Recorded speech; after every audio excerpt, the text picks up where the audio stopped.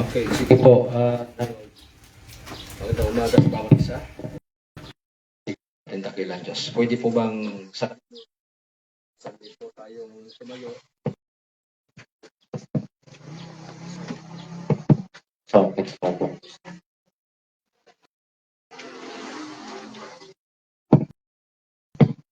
Nalangit. Muli po aming Diyos Ama, makapangyarihan sa lahat. Magandang umaga po sa iyo sa pangalan ng sa Kristo. Patuloy po namin inialay sa iyo ang bahaging ito ng aming pong pagsamba sa pangalan. Ito po ay ang aming pong nagbubulay-bulay sa iyong salita bilang pagkain spiritual sa aming pangkaisipan at kaalaman. Salamat po o Diyos, pagpalain niyo po kami sa araw ito. Lahat ng ito sa inyo po. Puri pa sa dapat dalawang kanagalan. Amen, amen, amen. Okay, so habang tayo po nakatayo, ang ating pong babasahin ay aklat po ng Pahayag, chapter 2. Muli po nating tunghayan ang 7 iglesia at ang isa po dito ay siya po yung ating pag-aaralan at pagbubulay-bulayan sa chapter 2 ng Pahayag, verse 18 hanggang sa sunod na mga talata. Ito ang sabi ng Satanan Diyos. And unto the angel of the church in Thyatira write, These things saith the Son of God, who hath his eyes like unto a flame of fire, and his feet are like fine brass. Verse 19, I know thy works, and charity, and service, and faith, and thy patience, and thy works, and the last to be more than the first. 20. Notwithstanding, I have a few things against thee, because thou sufferest that woman Jezebel, which calleth herself a prophetess, to teach and to seduce my servants to commit fornication, and to eat things sacrificed unto idols. And I gave her a space to repent of her fornication, and she repented not. Behold, I will cast her unto a pit, and them that commit adultery with her unto great tribulation, except they repent of their deeds. Verse 26, He that hath overcome it, and keepeth my works unto the end, to him will I give power over the nations. And verse 27, And he shall roll them with a rod of iron, as the vessels of the potter shall they be broken unto shivers, even as I receive of my Father. And I will give him the morning star. He that hath an ear, let him hear what the Spirit saith unto the churches. Pagpalain po tayo ng Diyos ng kanyang salita, tayo po'y makaupo ng lahat. Okay, so bahagi po ng ating pong pag-aaral sa araw na to ay ang pang-apat po na iglesia sa atin pong dinidiscuss. At ang history ito ay nagbibigay sa atin ng kaalaman kung ano ang mga bagay na nangyayari at mangyayari pa sa darating na mga panahon. So, ang Thyatira, gaya po ng aking pong nabanggit na nung nakaraan, o ang 7 iglesia ay naglalarawan. Sila po ay mga tipo na iglesia na naglalarawan sa darating na panahon, kaya po ng Thyatira. Ang Thyatira po ay ang ibig pala sabihin ng Thyatira ay continual sacrifice. Ibig sabihin ay patuloy na pagbibigay ng mga rituals at seremonya about mga idols and false worship.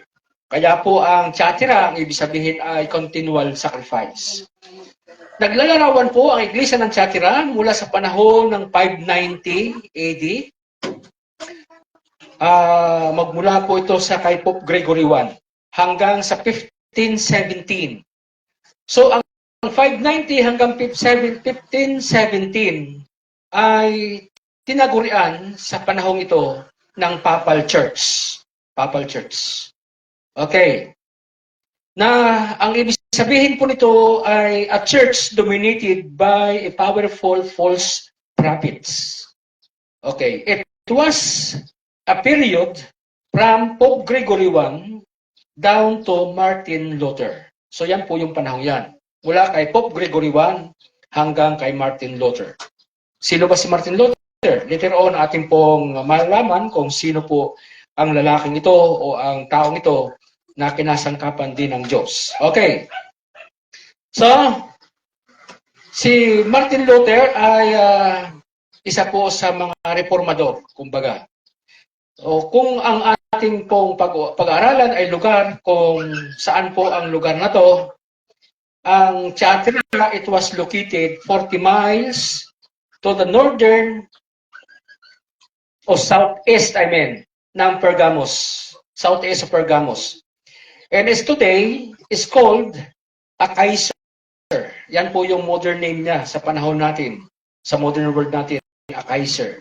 Yan po yung Thyatira sa panahon ng Biblia. Okay. And John's day, it was a famous city of commerce. Yan po yung talagang kilala po to sa larangan po ng negosyo, sa komersyo, ang Acacia o ang Thyatira. Okay. As one of the country's main road ran through its midst. Sa gitna po mismo ng syudad na to, ng lugar ng Acacia o ng Thyatira, yun mismo yung main road ng Asia Minor. So yan po yung kanya pong location. At sabi nito, it was the home of Lydia sa Bagong Tipan po. Sino po si Lydia? Seller of purple. Siya po yung nagbebenta po ng mga damit, purple, mamahaling mga tila.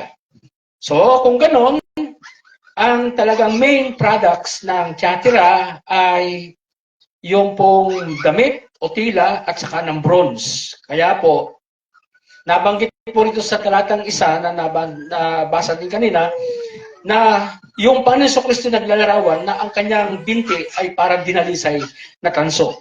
Sapagkat ang city ng Thyatira, ang kanilang main product ay cloth. At ang pangalawa po ay yung bronze. So yan po yung tungkol sa Thyatira. Well, pagdating po sa kanyang gawain, sabi po dito sa ating nabasa sa verse 19, sabi po kayo na, I know thy works, sabi po. Dalawang beses po nabanggit sa verse 19 yung satang works, yung kanya pong gawain, yung kanya pong trabaho. So, ibig sabihin, importante po nating malaman yung kanya pong ginagawa. Okay. So, it is to remember that soon after Constantine unite the church and the pagan religion, popes and other religious leaders became prominent in the face of the earth. And the apostolic Christians was banished away. The church gone through the dark ages. As the religious works of the ritual ceremonies and other religious activities being performed would world wider. The true gospel teaching gone out of way. Instead, martyrs sacrifice themselves. Okay, so may mga grupo po ng mga martyrs about sa pananampalataya na talagang sila po ay naghirap na parusahan ng kamatayan na wala naman ding dahilan kundi dahil sa pananampalataya. So, ang panahong yun ng Dark Ages ng Thyatira na naglalarawan ng Thyatira sa panahon ng 590 hanggang 1517 ay matindi sapagkat pinapatay yung mga taong ayaw sumunod sa mga religious leader. So yan ho ang naging dahilan kung bakit ang panahong ito ay talagang matindi yung pagsasuffer ng mga grupo ng mga taong mananampalataya. Mayroon pa kung ilang mga grupo ng mga martyrs na sila po nagtayo ng grupo upang labanan ang ilang mga clergymen sa kanilang pamumuno sa simbahan at ang tinutukoy po ito Papal Church or what we call today Roman Catholics. So, sino po itong mga grupong ito? Una po, mabanggit ko ay yung Spanish Inquisition. So, sila po yung tayo ng grupo at na-martyr din po sila. Pangalawa po, itong Massacre of Prince Huguenot. Yan, mga prince. Sila po ay na-martyr din po dahilan po sa kanila pong paglaban sa pamunuan ng simbahan. At ang pangatlo po ay yung tinatawag na Sense of Bartholomew's Massacre. Sila po nabasakar din yung Sense of Bartholomew's. Okay. Pang-apat po ay yung history of Scottish Covenanters. Yung mga Covenanters ng taga-Scotland, sila po ay na-martyrs din. And yung panlima po ay the struggle of the Irish. Okay, so ibig sabihin, itong mga Irish na to ay nagtayo rin sila ng grupo upang labanan po ang mga taga-pamunuan ng simbahan pero nabigo rin sila. May ilang aklat po ng panahong yan na ito ay isiniwalat at sa magitan po ng kanilang mga sulat ay ipinakita ang incidents sa Dark Ages. Isa sa mga aklat na nagbibigay ng incidents ng Dark Ages, kung ano yung ginagawa ng mga Roman religious leaders, ito pong tinatawag na Facts Box of Martyrs. Itong Facts Box of Martyrs, ito po ay it deals about 20 years of martyrs ng mga mananampalataya na nag-expose ng kanilang mga anomalya sa loob po ng kanilang pong organization. So, na martyrs po itong mga facts, mga taong ito at isinulat po sa Facts Box of Martyrs. Pangalawang aklat ay itong tinatawag na Columbian Conflict. Yan. And ang pangatlo pong aklat, ito pong Ravening Wolves. Ewan ko kung ngayon ay mayroon po bang itong mga aklat. Hindi ko na po nabasa itong mga aklat na to, pero ito po yung records na ito yung mga aklat na nagbibigay ng pahayag kung ano yung mga incidenting nangyayari sa kanila pong mga rulers, religious rulers sa panahon sa Papal Church. Now, sa verse 20, atin pong nabasa rito sa Pahayag, chapter 2, verse 20, sabi rito, "Notwithstanding, I have few things against thee, because thou sufferest that woman Jezebel, which calleth herself a prophetess, to teach and to seduce my servants to commit fornication, and to eat things sacrificed unto idols." Nabanggit po ang tungkol kay Jezebel. Si Jezebel po ay hundreds of years na patay na, sapagkat ito po ay sa Lumang Tipan. Sa First King, sa unang hari ng Banal na Kasulatan sa Lumang Tipan, doon nasusulat ang tungkol sa history ni Jezebel. Bakit nabanggit ng Panginoong Kristo sa kanya pong salita kay Juan about sa woman, about this woman Jezebel? Anong meron kay Jezebel? Okay. So si Jezebel po ay, para sa ating further information, siya po ay asawa ni King Ahab ng Israel. Okay. So kanya pong tinataas ang kanya sarili niya sa isang propetisa. At kanya pong pinapapatay ang lahat ng mga worshippers of God. At maging sa panahon ni Elijah, tumakas nga si Elijah sa kanya, si Elias, dahil gusto niyang patayin si Elias at yung 400 prophets na pinoprotektahan ni Elias sa Lumang Tipan. So hanggang si Elias ay tumakas, hanggang sa nakarating siya ng bundok ng Sinai, at kinausap niya ang Panginoong Diyos doon tungkol sa persecution ni Jezebel. Dahil si Jezebel na hari o isang reyna na asawa ni Haring Ahab, ay nagtayo ng kanyang grupo ng mga false prophets. At yun ang hinamon ni Elias sa panahon niya sa bundok ng Carmelo. At ang sabi ni Propeta Elias, kung talagang si Baal ang tunay ninyong Diyos, papatunayan ko sa inyo na ang tunay na Diyos ng bansang Israel ay dito natin malalaman kung sino sa kanilang dalawang totoong Diyos. Ang tutugon ng apoy mula sa langit, sa magitan ng paghain natin ng ating mga sacrifice, siya ang tunay na Diyos. So ang istorya, pinauna ni Elias na pinahain yung mga propeta ni Baal, about 400 prophets. Yung 400 prophets mula umaga hanggang hapon na tumatawag sa kanilang Diyos, kay Baal, walang tugon na apoy. Sabi ni Elias, para patunayan, walang magdadala ng apoy. Bayaan ang totoong Diyos magbigay ng apoy at sunugin, tupukin ang ating mga handog.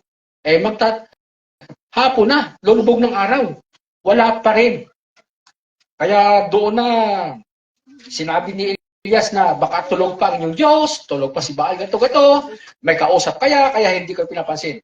Ngayon, sabi niya, tapos na kayo. Ako naman, sa harapan ng taong bayang ito, ay patatunayan ng Diyos kung sino siya. Kaya nang dumalangin si Elias, pinapununan niyang tubig yung paligid nung kanyang dambana na kung saan ay nakahain doon yung susunugin na karne o kinatay na baka. At dumalangin siya sa Diyos na tugunin ang kanyang dalangin. At pagkarakay, bumaba ang apoy ng Diyos at tinupok ang dambana ng sakripisyo ni Elias. Pati yung tubig doon sa kanal ng kanyang dambana natuyo sa tindi ng init ng apoy. At doon na patunayan ng taong bayan na totoo ang Diyos ng bansang Israel sa magitan po ni Elias. And sino si Jezebel? Itong Jezebel na to na reyna ay kanyang hinikayat ang tauhan ni Ahab na to commit fornication. Magkaroon ng pakikiapid, ibig sabihin talagang matindi yung kanilang fornication na kasalanan. And pati yung taong bayan ay hinihikayat ni Jezebel na lahat ay sumamba kay Baal. Yon.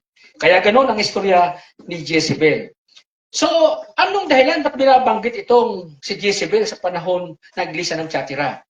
Sapagkat naglalarawan ang Iglesia ng Tiatira sa 590 AD hanggang 1517 na ang mga tao sa buong mundo ay hinikayat ng mga religious leaders na sumamba sa Diyos-Diyosan to commit idolatry and fornication. Sabi ko noong nakaraang linggo, ay doon natuto yung mga taga-simbahan na magpasawa sa about sexual practices nila sa opposite sex. At doon na, kaya nga yung pergamos intermarriage at sa totoong buhay talagang nagpasasa sila sa mga sexual practices nila. Hanggang sa dumating ang panahon ng 590 hanggang 1517 ay ganun din, lalo na. Talagang tumindi ang kanilang mga practice ng mga fornication. So, kung ano yung ginawa ni Jezebel sa Old Testament times, ganun din yung practice ng mga taong ito sa panahon ng 1517 mula ng 590 AD. So yan. Okay. Kung paano si Jezebel produced the dark ages of the Old Testament times, she did all her power to stamp out all worship of God, worship of true God, and to kill all who tried to worship God, as the Tiatira church was the church of the Dark Ages in the New Testament times. Parang ganun din. Parang naulit lang din yung Old Testament na halos nawala yung totoong propita ng Diyos at pagpapahayag ng tungkol sa ng Panginoon. Ganun din naulit na naman nung panahon ng 590 hanggang 1517 AD. Now, ano ang ibig sabihin? Bakit natin ito inaaral? Ibig sabihin, mayroon pong probability kung paano nagsimula ang false worship. Kung paano yung maling pagsambang yan ay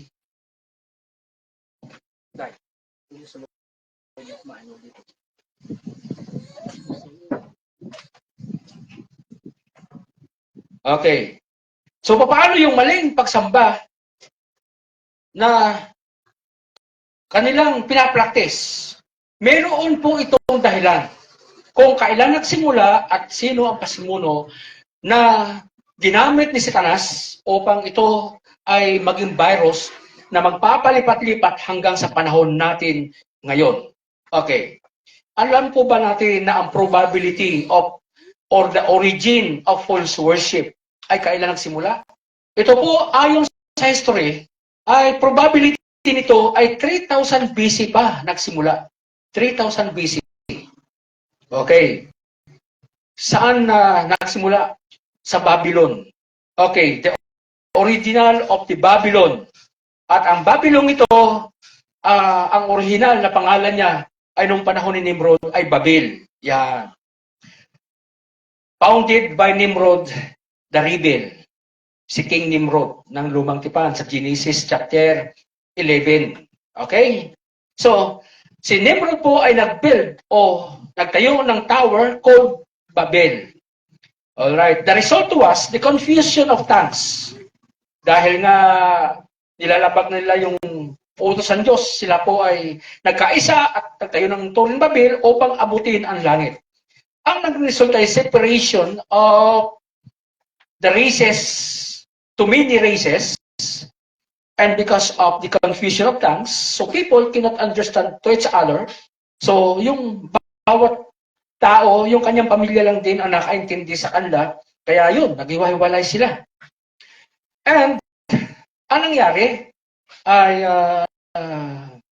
when they scattered throughout unto the all parts of the world, before it happened, all right, Satan had implanted already the virus of the false worship. Okay. Paano nangyari ito na naipunla na pala ni Satanas? Na-implant na niya yung false worship sa tao. Ito po ang istorya. This false worship was been started by Nimrod. Okay.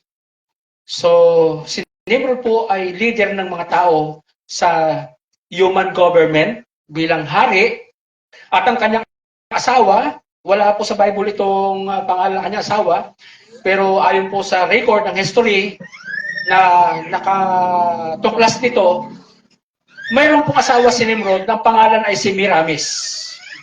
Okay. Si Miramis ay kiniklaim niya, pinoproclaim niya na siya ay nanganak virgin birth.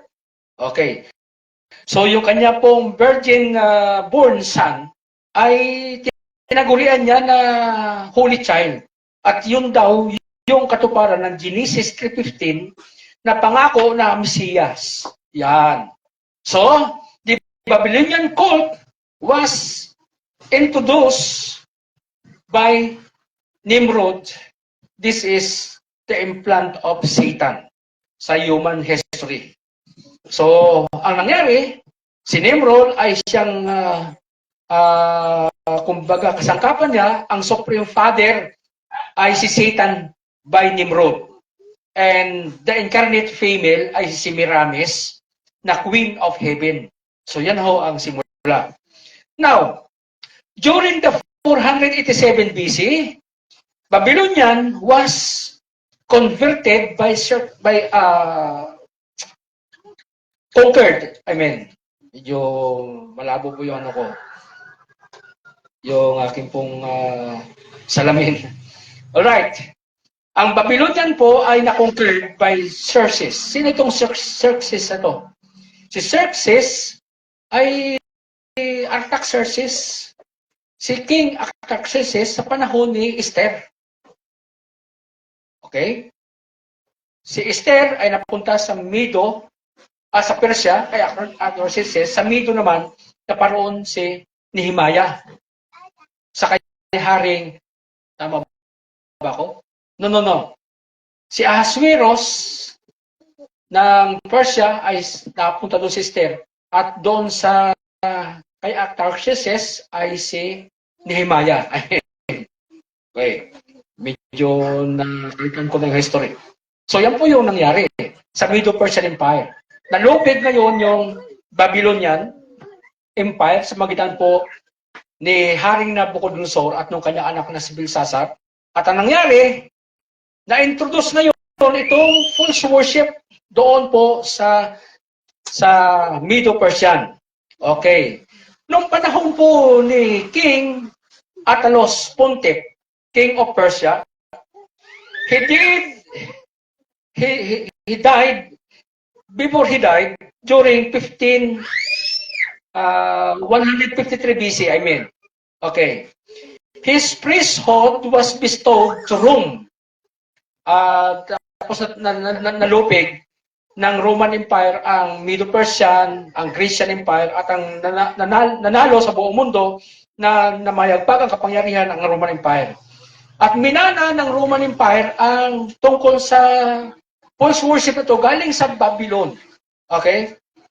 Napunta sa Middle Persian, minana yung reliyong ito, yung worship na to, false worship, at na-introduce din to sa Roman Empire sa panahon ng 63 BC, bago isilang ating Panso Kristo. Nagpalipat-lipat na itong false worship na to. Yan po ang history. Now, the Roman rulers, continued to hold this office about 400 years. Then, during the time of 376 AD, the Emperor Gratian, for Christian reason, refused about these practices, and someone who had to be done and elected to take place the office of the priesthood office. 2 years later, Damascus bishop of the so-called Christian Church of Rome was elected to take the office of the Supreme Bishop. Thus, the Babylonian cult was totally invade the whole Christian Church during the time. Na ang tawag po sa Christian Church na yan ay Catholic Church. Now, the Babylon cults become incarnated unto a doctrine of church, the first falsehood doctrine in 381 AD. Ito yung kanilang ginagawa na pag-worship. At ito ay kinopya-kopya ng maraming mga bansa. At galing ito sa practice ni Queen Semiramis sa panahon ni Nimrod. So ganito nagsimula ang false worship. So ang false worship na to hanggang ngayon ay nauso sa buong mundo. Kasi kilala ang false worship na to, tinatawag na mother and son worship. Okay? Yung mother and son worship. Sa Egypt, ang mother and son worship na to ay kilala sa tinatawag na Isis and Osiris. Okay, si Osiris yung anak, si Isis yung babae. Sa India, inuso din ang tungkol sa false worship na to. At ang tawag naman sa mag-inang ito na sinasamba sa India ay Isa and Isiwara. Okay, si Isa yung ina, Isawara naman itong anak. Hindi lang yan, kundi sa other parts of the world, ang pagan worship. Kilala ito sa tawag na Cybele and Dioeus. Si Cybele yung ina, Dioeus yung anak. Ito'y kumalat na hanggang sa Ancient Rome. Sa Ancient Rome naman, ang kanilang sinasamba na mother and son worship ay si Fortuna and Jupiter Plower. Si Fortuna and Jupiter Plower. Now, hanggang sa Grace, ganun din. Sa Grace ay mother and son worship pa din. Tagang kumalat na rin to tungkol po sa kalapong sinasambang ina na sa Irene and the boy Pluto in her arms. So ganun po siya umuuso. Sa China, mag-isa pelikula na papanood ko po ito. Lalo higit kung napanood ninyo yung unang pelikula ni Jackie Chan, yung ano ba yun? Once Upon a Time in China. Kaya doon ko naintindihan kung bakit talagang itong false worship na to ay talagang laganap at nasa pelikula pa sa iba't ibang mga lugar sa ibang mundo, bahagi ng mundo. Yung China naman, meron siyang kinikilala sa kanila pong lugar na Qingmao. At ang wino-worship lang ito na Mother, Holy Mother and Son ay si Madonna and her son. Yan. Yan po ay sa Qingmao naman ng China. Right? Now, sa panahon natin ngayon, sa Pilipinas, ang kinikilala naman ngayon ay inintroduce, galing naman sa Roman Empire, na ang ina ay kinikilalang si Virgin Mary at yung anak ay yung si Nazareth, Boy Nazarene. Na siya yung, ang tawag yun, yung batang ninyo. Yan, yung Black Nazarene na yan. Yan yung inintroduce at inimplant ni Satan na virus sa tao pagmula pa kay Nimrod. Nagpalipat-lipat yan hanggang sa buong mundo. Lahat ng buong sangkatauhan sa buong mundo ay naapektuhan ng virus na to ng false worship. Dito na sa Pilipinas di ba? Si Mary ay tinatawag nila na Ginoong Maria. Yan yung binabatikos ng ibang mga reliyon. Hindi tayo nagbabatikos, pero inaaral natin yung original kung paano nagsimula itong tinatawag na false worship. Okay, so yan. So, si Mary ang tinaguri ang Queen of Heaven. Kaya nga sa dasal ay sabi ron ay, ano ba? Hindi naman Ginang Maria nakalagay, kundi Aba Ginoong Maria Ipanalangin mo kami. Yan. Na ilapit sa anak, ibig sabihin, kay Kristo. Parang gano'n.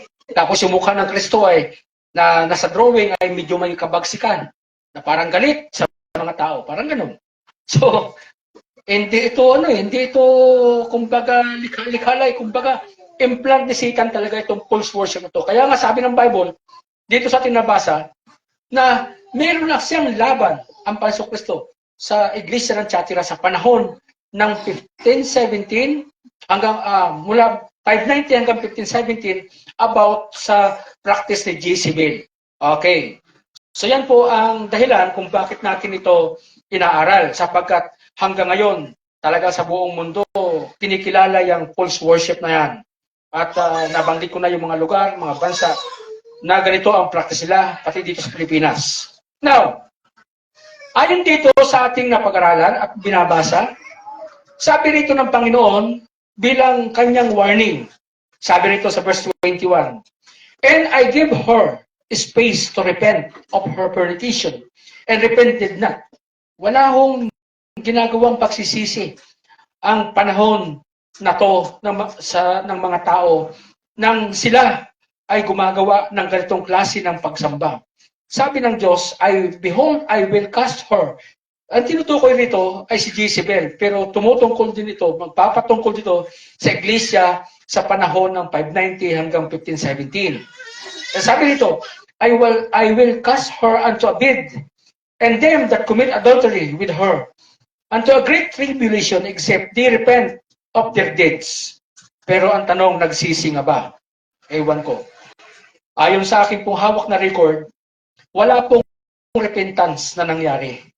Hanggang sa ang Diyos ay kanyang ginamit ang mga tao din sa grupo nila ng Papal Church upang sila ay pagbigyan ng Diyos ng tsansa na makapagsisi. Subalit, salit na magsisi, wala, minartir nila ang mga taong ito.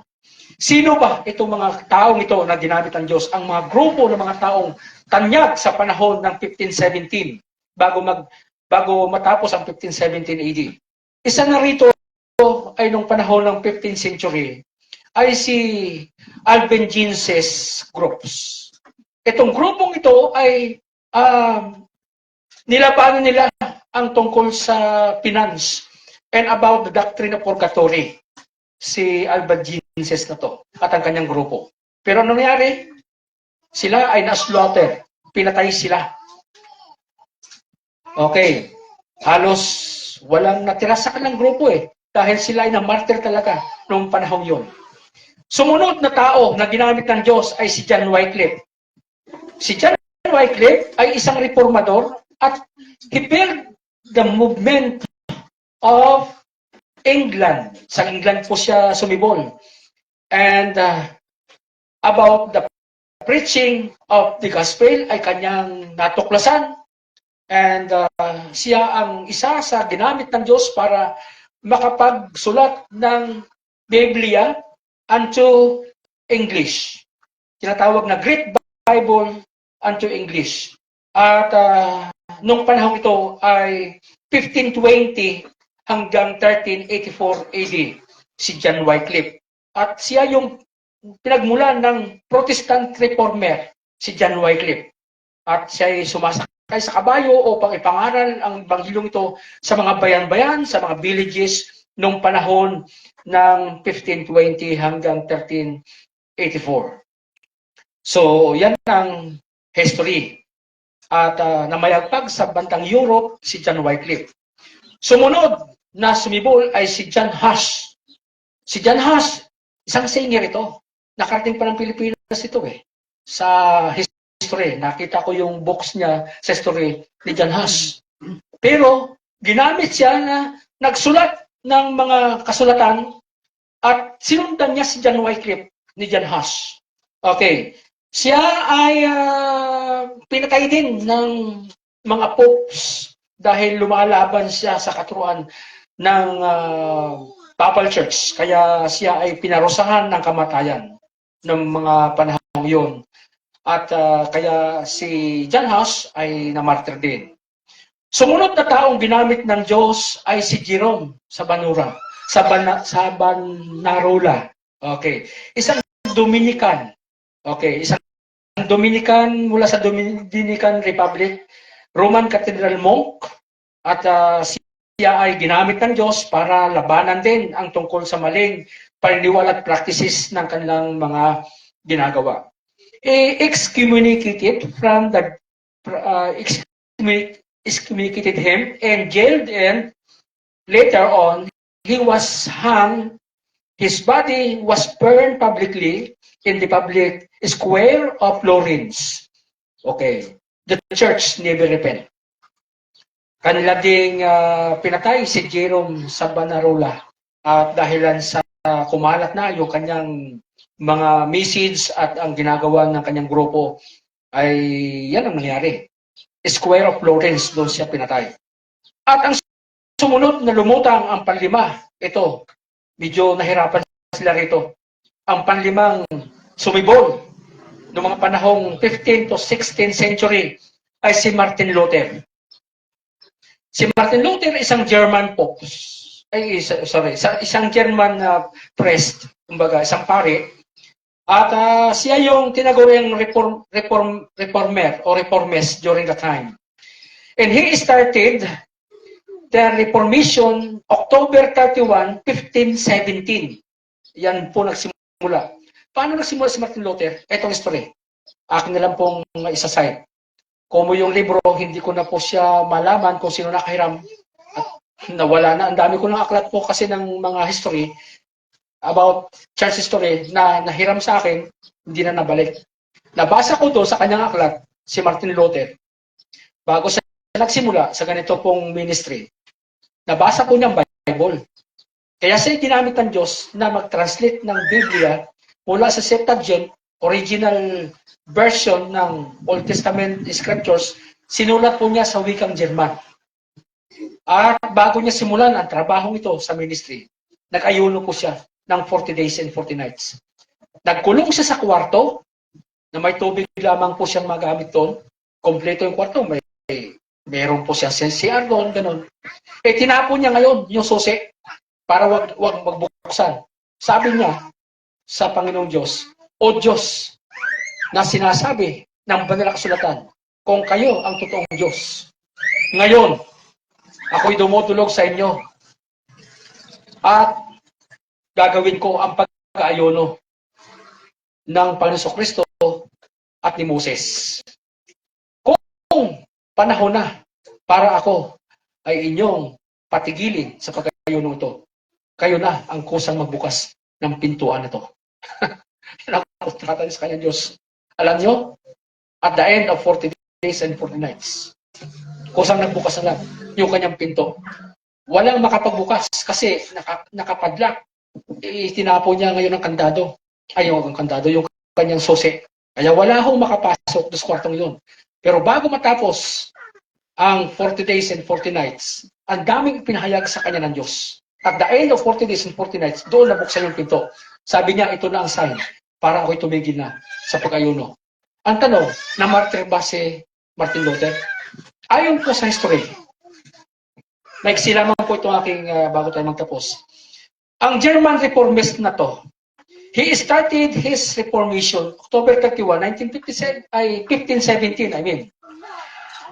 And after he fasted 40 days, he nailed his thesis to the church door in Wittenberg, Germany. All his writing related to errors of Rome. His writing and teaching were condemned by the Pope, and he was condemned to death. But God spared his life. Tamo ha? Ang Diyos na ang gumawa ng paraan kasi siya ba na may nakapagayuno ng 40 days and 40 nights? Kung ano yung nangyari kay Moses sa Panginoon Kristo, di sinundan niya. During 1522, Luther translate the Bible into German during that period of Reformation. But the church never repent. Hindi ho nagbago ang Roman Catholicism.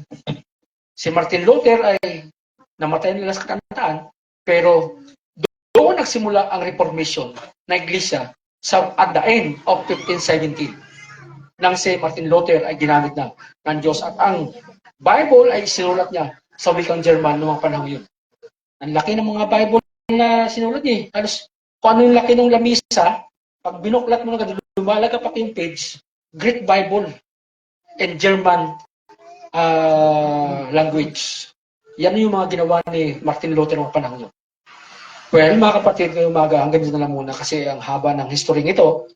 Pero ganun ang Iglesiang Thyatira nagbibigay ng larawan para sa panahong ito ng 590 hanggang 1517 AD. Mga kapatid, ngayong umaga, ano ang relevant message, ano ang mensahe para sa atin ng ating pong pag-aaral na to ng history? Well, unang-una, kung ang mga tao ay nagsasabi ng original na relihiyon ay gato. Ito yung tunay na pagsamba. Well then, alam natin na ang virus ng false worship ay nagsimula sa Genesis. Pagkatapos na gunawin ng Diyos ang mundong ito sa magitan ng baha ng tubig, 8 kaluluwa lang nabuhay. Pero bago nangalat ang tao sa buong mundo sa panahon ni Nimrod, yan niya, ay nakapag-implant si Satan ng virus about false worship sa panahon ni Nimrod. Kung hindi nyo alam ang history, may saglit lang akong babanggitin tungkol kay Nimrod. Si Noah ay malakas pa, inabutan pa ni Nimrod si Noah. Kasi 1,000 taon ang buhay ng tao ng panahon yun. Ayon sa record, di ba, namatay si Noah ay 930 years ata, kung di ako nagkakamali, parang gano'n. Almost kulang-kulang 1,000 years bago namatay si Noah. Kaya abot na abot pa ni Nimrod ang tungkol kay Noah. Kay Shem, kay Ham, at kay Japhet, inabutan pa ni Nimrod yan. Ayon po sa akin nakalap na history, sa panahon ni Nimrod, masama ng tao. Nagtayo si Nimrod ng mga grupo ng kanyang reino, na mga tao doon, yung kumbaga sa atin ngayon ay mga private armies na pagka kumalaban sa kanya ang mga tao pinapatay. So ganun ang nangyari sa panahon ni Nimrod. So kaya nga, yung false worship na yan, mga kapatid, hindi na yan bago. Kumbaga, palipat-lipat yan hanggang ngayon. So, ang ibig ko sabihin, ngayong natuklasan na natin ang Panginoon Kristo at nalaman natin ang tungkol sa bagay na to, wala na tayong dapat gawin kundi panghawakan na itong salita ng Panginoon at itong tunay na Ebanghelyo. Kasi yung panahon natin ngayon, paiksiin ko na lang, tayo ngayon ay humarap sa pampitong iglesia sa kapanahonan. Yan yung Laodicean Church. Panahon natin ngayon yan. So, pangit ang naging tawag doon, characteristics, katangian ng Laodicean Church. At yan yung ating kalagayan ngayon mismo. So, salamat sa Panginoon, ginamit ng Diyos ang mga taong si John Wycliffe, si John Huss, si Alvin Savonarola, Martin Luther, dahil ito yung mga tao nagsakripisyo na kanilang buhay para lang ang tunay na pangalan ng Ebanghelyo ay mamayagpag sa buong mundo. At salamat sa Diyos, nakarating dito sa Pilipinas ang ganyang pangaral. Kaya lamang, mga kapatid, hindi lahat ng tao ay maniniwala dito. Ganon katindi yung pag-implant ni Satan ng virus sa kaisipan ng tao. Well, mas swerte kayo ngayong umaga na nakatuklas sa gatong pangaral at pagtuturo ng salita ng Diyos. Amen ba, mga kapatid? Puri ng Panginoon. Swerte kayo, swerte ko. Dahil kung hindi, ala tayong kapag-asa sa buhay ng walang hanggan. Kaya salamat sa Panginoon sa kanyang mga salita sa kanyang katuruan. Tayong lahat ay magsitayo, tayo po'y manalangin ng pasalamat sa Lord. Hallelujah. Aming Diyos makapangyarihan sa lahat, salamat po sa inyo sa araw na to. Salamat po sa iyong kabutihan. Salamat po sa iyong kapangyarihan ng Ebanghelyo. Dahilan po sa inyo ay natuklasan po namin ang tungkol sa katotohanan ng iyong salita. At produkto kami ng mga taong nagsakripisyo ng kanilang buhay, na martyr sila. Noong mga panahong amin pong naulit ang tungkol sa kasaysayan sa pag-aaral na to, tungkol sa unang panahon. Kung paano ang iglesia ay dumanas ng tinatawag na Dark Ages, magmula po sa panahon ng Smyrna hanggang sa panahon ng Thyatira. Napakatindi ng pagsubok ng dinaanan ng mga taong sumasampalataya po sa inyo. Halos mabura na ang tunay na pangaral ng Ebanghelyo sa buong mundo. Ngunit salamat sa mga taong ginamit ninyo para sila ay magsakripisyo ng kanilang buhay. Gaya po ng mga nabanggit, si John Wycliffe, si John Huss, si John Knox, John Calvin, and ating reformist Panginoon, si Martin Luther. Sila po ang pinagmulan ng mga taong nangaral ng totoong Ebanghelyo ng tungkol sa kalikasan, pagsisisi at pagtalikod sa kasalanan, upang kami madinman sa huling panahong ito ay matuklasan namin ang tungkol sa katotohanan ito. Kaming mga nakatuklas na ng kalikasan, huwag na namin tangkain pa na bumalik sa mundo tungkol po sa paggawa ng kasalanan. Sa halip ay magpatuloy na kami maglingkod sa iyo, Panginoon Kristo. Tulungan din po nyo ang mga nakikinig sa araw na to, na sila din man, Panginoon, ay magpakatotoo na sa kanilang pananampalataya. Sapagkat hindi peke, ika nga, ang narinig nila ng Ebanghelyo. Ito ay totoo at tunay. Salamat po, O Diyos. Purihin kayo sa araw na to. Lahat ng ito ay sa inyo po ang kapasalamat at karangalan. Ito po aking dalangin sa pangalan niyo po, aming Panginoon Kristo. Amen and amen. Amen. Purihin ang Panginoon sa araw na to.